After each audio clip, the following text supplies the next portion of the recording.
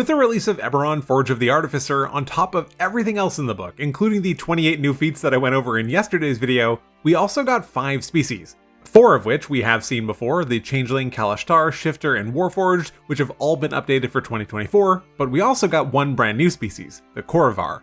So in this video we're going to go over all of them, and we'll do so alphabetically, starting with the Changeling. As we always do, we're going to begin by reading the description of the species to make sure that everyone is on the same page about what it's kind of going for. With ever-changing appearances, changelings reside in many societies undetected. Each changeling can supernaturally adopt any face they like. For some changelings, a new face may reveal an aspect of their soul. The first changelings in the multiverse appeared in the Feywild, and the wondrous mutable essence of that plane lingers in changelings today, even in those who have never set foot in the Fey realm. In their true form, changelings appear faded, their features almost devoid of detail. It's rare to see one in that form, for a typical changeling alters their shape the way others might change clothes. However, many changelings develop identities with more depth, crafting a persona complete with history and beliefs to go with each shape. A changeling adventurer might have personas for many situations, including negotiations, investigation, and combat. Multiple changelings can even share a persona. Personas can even pass down through a family, allowing a younger changeling to take advantage of contacts established by the persona's previous users. I have always found changelings to be so cool and flavorful. I especially love the notion of personas and how they can even flow through and be passed down through a family. It's so emblematic of how the species functions that there might not be even any difference between one and one of their descendants far down a familial line. Also, they are the favorite species of Julio, the guy that makes my thumbnails, so shout out to him because I know he's not going to see this. Anyway, let's take a look at the features. Before we do though, I am still trying to see just how close I can get to 25,000 subscribers by the end of the year, and all of the support recently has been beyond incredible. It's legit blowing my mind. So if you'd like to support me on that quest, subscribing to the channel and clicking the like button while you're there helps way more than you might realize. Thanks. Alright, changeling features. First up, our creature type is Fey. This is something I discussed with the Lorwyn changeling in the new Lorwyn species video, since they are also tagged as Fey. At the time, they were the first non-humanoid species that has been updated for 2024. The reason that this is at least somewhat significant is that it's more than just pure flavor, since there are some spells like Charm and Hold Person and plenty of others that explicitly target humanoids. And as a result, none of those spells will work on us as a changeling, so there is some inherent defensive benefits to not being a humanoid. And as we'll see, Forge of the Artificer is introducing other non-humanoid species into the game as well now. Otherwise, as far as our base traits go, there isn't anything to write home about. We can be medium or small, we choose when we select the species, and our base speed is 30 feet. All of this is pretty standard and commonplace among 2024 species. Moving into our special traits, first up we have Changeling Instincts, which allows us to select proficiency in 2 of the following skills: Deception, Insight, Intimidation, Performance, or Persuasion. Any of these are quite nice pickups and feel extremely thematically connected to being a changeling as well. There's not a ton of species currently in 2024 that provide skill proficiencies. It's really just elves, humanoids, and the new Lorwyn changeling, but that only gave us 1 proficiency in performance and offered no options to swap, so this is way more generous than that. Our next feature is the real core of the species, Shapeshifter. With this as an action, we are able to pretty dramatically change our appearance, and notably, this is not an illusion, it is actually changing our appearance. We can choose coloration, hair length, sex, choose our height and weight, and even change our size between medium and small. We can make ourselves look like a member of another playable species in the game, but our statistics and features don't change along with it. And we can't adopt the form of someone that we have never seen, and we must also choose a form that has the same basic arrangement of limbs. And finally, while we're in our shifted form, we have a flat advantage on all charisma checks. I have spoken in the past about how I am a huge fan of spells like Disguise Self because I just think they're so damn fun, and this feature takes that and cranks it to 11. Again, this is not an illusion. You are fundamentally changing your entire appearance, form, and shape, and even as the description notes, adopting a new persona. You are becoming someone different. And you can adopt those personas on command to suit your needs. Maybe you need to convince someone that you're a noble or someone of importance to gain access to a restricted area, or lie and manipulate someone into doing something that you need them to do, or maybe a particular form might be a bit more efficient in a combat encounter. You can switch them at will, requiring only an action to drop and another to adopt the new form. It's so flexible, and while it might not be overly powerful from a strict numbers perspective, the way that something like this can truly open up a game and change the way that nearly every encounter can play out is just so hard to quantify. I love the Changeling. Also, in case anyone was curious, the only change here from the previous version in Monsters of the Multiverse is the addition of the advantage on charisma checks, which it didn't used to get, so that's cool. Next up, we're looking at the Kalashtar. Again, we're going to start off by reading the description. Kalashtar are created from the union of humanity and renegade spirits called Khori from the Plane of Dreams. Kalashtar appear human, but their spiritual connection affects them in a variety of ways. They have symmetrical, slightly angular features, and their eyes often glow when they are concentrating or expressing strong emotions. Kalashtar can't communicate directly with their Khori spirits. Rather, Kalashtar might experience them as a source of instinct and inspiration, drawing on the spirit's memories when the Kalashtar sleep. This connection grants Kalashtar minor psionic abilities, as well as protects them from psionic attacks. To be honest, I don't have a ton of experience with Kalashtar. I knew that they existed, but I've never had a player be one in any of my games, but even just from the description, I'm totally on board. Looking at our traits, something very noteworthy is that we are an aberration, which again, while it does mean that we can't be targeted by some spells like Charm and Hold Person like I mentioned earlier, it does actually open us up to being susceptible to a few other spells in the game like Protection from Evil and Good and Banishment, which would mean that if the caster held onto it for the full duration, we're gone. Hilariously, if an enemy used the new circle casting feature with Augment and targeted us from like a mile away, yeah, I mean, our character's just done. I don't really think this is a massive deal. There aren't a ton of creatures that have these spells prepared anyway, but it's definitely something to keep in mind. Otherwise, we are medium and our speed is 30 feet, nothing special there. What is special are our other traits, which are kind of crazy. First up, we have Dual Mind, which gives us advantage on both Wisdom and Charisma saving throws. This is convenient since Banishment does require a Charisma save.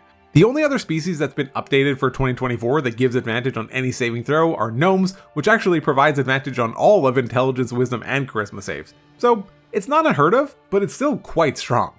Especially when the prior version of Kalashtar in Eberron Rising from the Last War only provided advantage on Wisdom saves, so in that sense, it's a significant buff. Next, we also have resistance to psychic damage, which is a great perk to have as well. Moving on, our next feature is Mind Link, which provides us with telepathy out to a range in feet equal to 10 times our character level.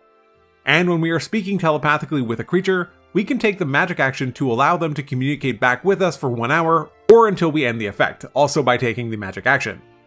The big buff here from the prior version is that it only used to work if you could see the creature that you wanted to communicate with, and it was restricted to being used with one creature at a time. This buff was largely a consequence of the clarification surrounding telepathy rules in the new player's handbook, but it's still nice to see that they didn't keep that restriction from the old Kalashtar. Telepathy is always a fantastic option to have, and being able to communicate silently and at will can be invaluable in a wide variety of situations. It's also worth noting that there's no cap for this feature. Once it drops, you can always just do it again. It's not limited to proficiency times or charisma modifier times per long rest or something like that, which is amazing. And finally, we have Severed from Dreams, which makes us immune to the Dream spell, and when we finish a long rest, we can gain a proficiency in a skill of our choice, which lasts until we finish another long rest, at which point we can just choose the same one or another one. Immunity to being affected by the Dream spell is admittedly kinda niche, but getting access to a free and floating skill proficiency every day is legitimately very good. I think overall, the Kalashtar is a very strong and capable species. With so many mental capabilities available to it, it might even be a good candidate for the new potential Scion class. Before we move on to the next race, I do have a question for you. Are you looking to get the opportunity to play some more D&D, but maybe your groups can't always meet? Or maybe you're like me and you're an overstimulated millennial, and despite not actually having anything to do, your constant and pervasive anxiety prevents you from really wanting to do anything with other people, even though you totally have the time. Well, I got the perfect solution for you thanks to the sponsor for today's video, the legendary Obvious Mimic. Obvious Mimic makes truly the most spectacular series of solo adventures that you can indulge in even on nights where your group canceled at the last minute, or, as I've definitely never done, cancel on them just to play one of these instead. I'm not kidding when I'm saying I could really not put down the mystery of Witchhaven. If you're not familiar with Obvious Mimic's adventures, you can kind of think of them like a cross between Choose Your Own Adventures and D&D, except here you actually get to roll dice and influence many of the decisions, and you're getting to play using a legit fully fledged D&D 5e character, so maybe you've got some character ideas bouncing around and you want to try them out. These are not some kind of custom thing that just doesn't work in a typical game. Obvious Mimic currently has a bunch of solo adventures designed for lower level characters, including the Wolves of Langston and the Crystals of Zeleth. But the one that I am currently the most excited for is their newest adventure, The Streets of Port Noir, which has you exploring the criminal underworld of Port Noir after what should have been a simple delivery went wrong. This is honestly the perfect adventure to combine with the new Eberron book if you can't get enough noir in your life right now. So if any of that sounds interesting to you, I've also got a 10% discount code available for anything on Obvious Mimic's website, whether it's an adventure or some of their incredible merch. You can click the link in the description or the pinned comment, or use code INSIGHT10 at checkout to get your discount. Thank you so much to Obvious Mimic for sponsoring this video, and now, let's get back to it. Next up, we have the only completely new species in the book, and that one is the Khoravar. Let's take a look at the description. Over the course of centuries, those descended from both humans and elves have developed their own communities and traditions in Khoravar. The rise of House Lyrandar and House Medani has strengthened this identity. Members of these communities call themselves Khoravar, an elvish term meaning children of Khoravar, as they dislike the term half-elf.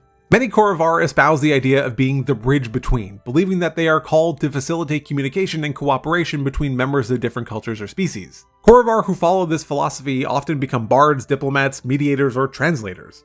Others, fascinated by their distant connection to the Fae, seek to build bridges between the material plane and the Feywild of Thelanis. These Khoravar often become druids or warlocks with archfey patrons. This is pretty cool. They are basically the elves of Eberron, but they're not your typical forest-dwelling elves. I mean, I guess some of them can be. They're diplomats and ambassadors, and they're seeking to establish connections between different cultures. I can picture a lot of fun character ideas for something like this. Maybe some of them might be a little bit too pompous for their own good though. Anyway, as for our basic traits, there's not anything particularly exciting going on. We are humanoid, we can choose to be medium or small, and our base speed is 30 feet. Again, this is all completely standard in 2024 D&D. As for our special traits, we get dark vision to a range of 60 feet, continuing the trend of how easily accessible dark vision is in 2024. It's like that, temporary hit points, and like some Misty Step kind of ability. It's basically impossible to build a character and not have at least one of those things easily accessible. Anyway, we also have Fey ancestry, which makes sense. And this gives us advantage on saving throws made to avoid or end the charm condition. This is nothing new, but it's very nice to see. It's a great addition. Next we get Fey Gift, which by default gives us the Friends cantrip, but whenever we finish a long rest, we can swap it out with a different cantrip of our choice from the Cleric, Druid, or Wizard spell lists. This is actually very nice, and can even give a small taste of spellcasting to martial characters. There's some legitimately great options here to choose from, like Firebolt, Guidance, Mage Hand, Message, Ray of Frost, Starry Wisp, Thorn Whip, True Strike, and even more that I didn't mention. There's just so much flexibility with this feature, and the fact that you can change it out after each long rest makes it even better. This is great. Next we get a pretty interesting feature, Lethargy Resistance. This makes it so that when we fail a saving throw to avoid or end the unconscious condition, we can choose to succeed instead. Once we use this trait, we can't do so again until we finish 1d4 long rests. So this is pretty cool. While there aren't a ton of effects that instantly impart the unconscious condition, the few that do can be quite potent. Even with the new version of the sleep spell, the second save is against the unconscious condition, meaning if you had this up, you could decide to just not be affected by it if you failed it. The other big one that comes to mind are that there are a few creatures that have an ability to immediately send a target unconscious, like the Cosme's Drone ability, so this does help protect against that. This is not the kind of feature that you're going to be using all the time, but when it does come up and you remember that you can do it, which I often forget, you're going to feel really good about yourself. And finally, we get Skill Versatility, which provides us with proficiency in any skill of our choice and allows us to swap it to any other skill on a long rest. Just like I said with the Kalashtar, anytime that we get a floating skill proficiency, it's nothing to be upset about. It allows us to adapt to meet the needs of our current situation and makes sure that it won't overlap with something else that we might already have. I think the new Khoravar is a very cool species. It offers so much versatility and flavor, which I think really speaks to the description of the species itself. There's a lot of power buried in here too that I can definitely see shine in the right build. I'm a big fan. Moving on, we're looking at the Shifter, which, despite sounding a little bit like a Changeling, is distinctly different. Shifters, sometimes called Were-Touched, descend from people who contracted full or partial lycanthropy. Humanoids with a bestial aspect, Shifters can't change shape fully, but they can enhance their animalistic features temporarily in a process they call shifting. Shifters resemble humans in height and build, but are typically more lithe and flexible. Their facial features have a bestial cast, often with large eyes and pointed ears. Most shifters also possess prominent canine teeth. They grow fur-like hair on nearly every part of their bodies, and while a shifter's appearance might remind an onlooker of an animal, the shifter remains clearly identifiable as a humanoid even when at their most feral. To be totally honest, just on description alone, this one isn't really speaking to me. The whole Animorphs deal isn't something that I'm super into, but regardless, let's take a look at the traits. As is typical, we're humanoid, our size can either be medium or small, and our base speed is 30 feet, so just the standards here. For our special traits, first up is Bestial Instincts, which gives us proficiency in one of Acrobatics, Athletics, Intimidation, or Survival. This is good. It's not floating like we've seen with some of the other species, but a free proficiency is never something to scoff at, especially when there's enough variety here to make it less likely to inadvertently overlap with another one that we may get down the line during character creation. Also, we get dark vision to a range of 60 feet. Next, we get our core feature. It's called Shifting. With it, we can use a bonus action to assume a more bestial appearance.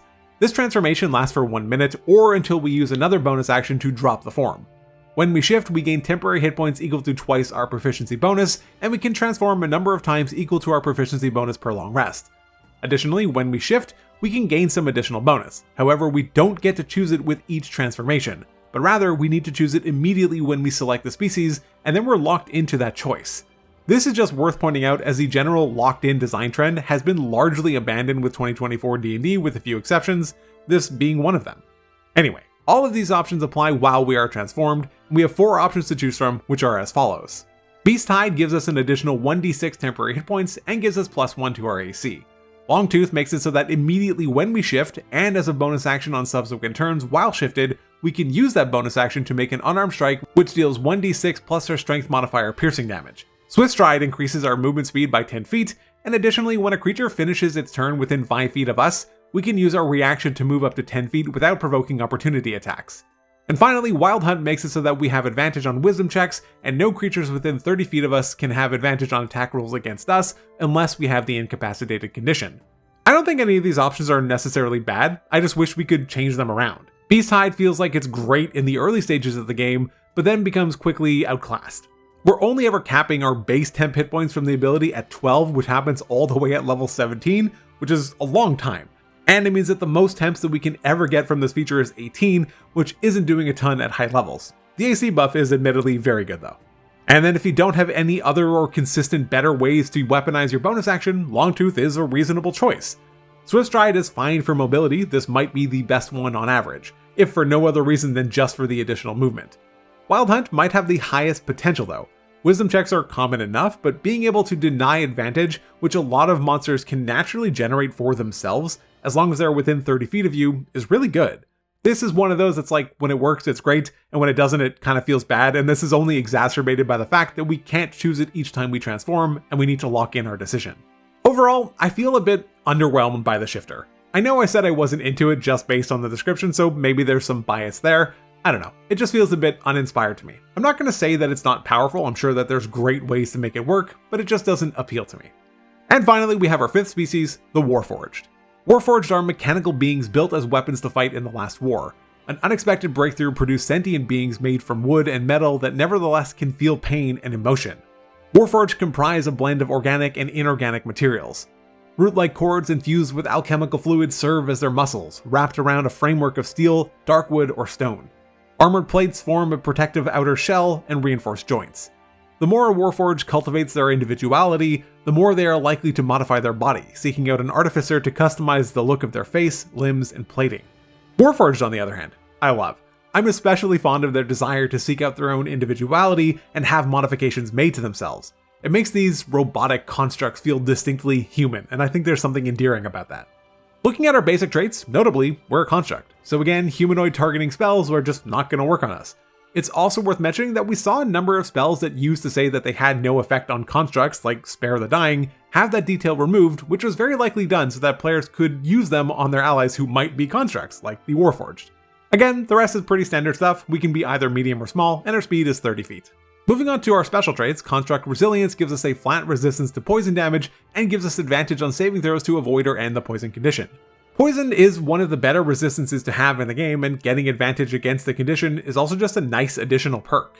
Next, Integrated Protection gives us a +1 to our AC, and makes it so that any armor that we have donned can't be removed against our will while we are alive. This can be useful in some capture situations, we at least always have our armor, plus the +1 bonus is a nice touch, especially since it's always active. Sentry's Rest is another solid feature, which makes it so that we don't need to sleep, and that magic can't also put us asleep, which means that spells, like sleep, or other magical effects that a monster might have, will not be able to put us to sleep, which is another solid defensive benefit. I said sleep a lot in that sentence. In addition, Warforged can make for great watchers during rests, since they don't actually need to rest, I'm not going to say sleep, and don't enter a trance either like elves, so they're just constantly aware.